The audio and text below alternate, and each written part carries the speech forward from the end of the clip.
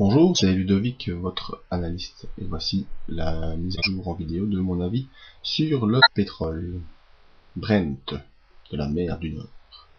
Alors voici le pétrole Brent de la mer du Nord. On voit bien depuis le début septembre, on a clairement une tendance baissière. On reste dans cette grande fourchette de Andrews baissière. Les moyennes mobiles, on est sous les moyennes mobiles, clairement tendance baissière, moyenne mobile qui est baissière également. Et donc ça c'est vraiment installation de cette belle phase de baisse. Qu'est-ce qui nous a retenu cette semaine? On a tenté début de semaine de faire une sortie de la fourchette, pas réussi. Jeudi, vendredi on perd du terrain, mercredi, jeudi, et vendredi on termine une nouvelle fois sur ce support vers 102 $, un support qui a pu tenir le cours vraiment pas beaucoup au-dessus. On clôture à 102,76, le support pour moi est à 102,58. Donc on est vraiment au-dessus du support. Et on reste aussi clairement dans la fourchette de Andrews, car à chaque tentative, on a été complètement rejeté dans cette fourchette. Tentative ici sortie le 16 septembre, avec une cour dehors, le 19 et le lundi suivant, on est vraiment rejeté à l'intérieur de la fourchette. Nouvelle tentative de sortie le 21 septembre, et le lendemain, là, on est propulsé dans la fourchette avec un gap baissier assez impressionnant. Nouvelle tentative de sortie ici le 27, et le lendemain, chute aussi de plus de 3 points pour nous remettre dans la fourchette baissière. Donc la tendance baissière est clairement bien installée sur le pétrole Brent. Maintenant, il faudra voir la force de ce support pour les prochains jours. Voyons au niveau des indicateurs.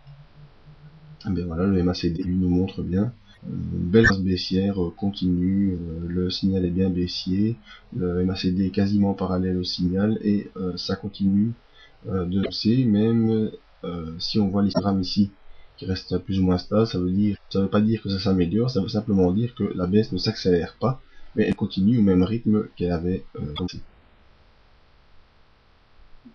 Le stochastique, lui, qui nous montre les impulsions court terme, eh bien, malgré une tentative de sortie de la zone de survente, le stochastique recroise à la baisse, retourne en zone de survente. Malgré cela, le signal, lui, est toujours haussier.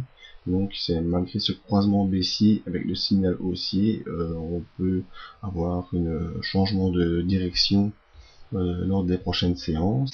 Étant donné qu'on est en séance baissière, donc ça veut dire que le stochastique pourrait complètement se retourner à la hausse. À suivre donc le stochastique. Et les volumes, lui, les volumes, vous voyez bien, on était dans des volumes assez impressionnants au début août à 3730, et ici on s'enfonce et on a perdu 600 points de volume.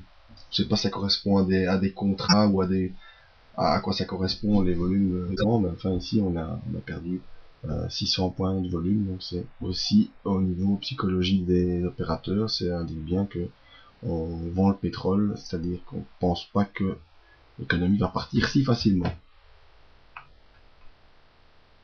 Donc les indicateurs MACD baissier, stochastique baissier, mais je dirais plutôt en phase d'attente, et les volumes baissiers. Deux indicateurs baissiers, ici la semaine est baissière, dans une phase baissière. On est sur un support avec un point de remont pour lundi, mais tant qu'on n'a pas réussi à sortir de cette fourchette et aller refranchir la M20 à hausse, on reste en tendance baissière.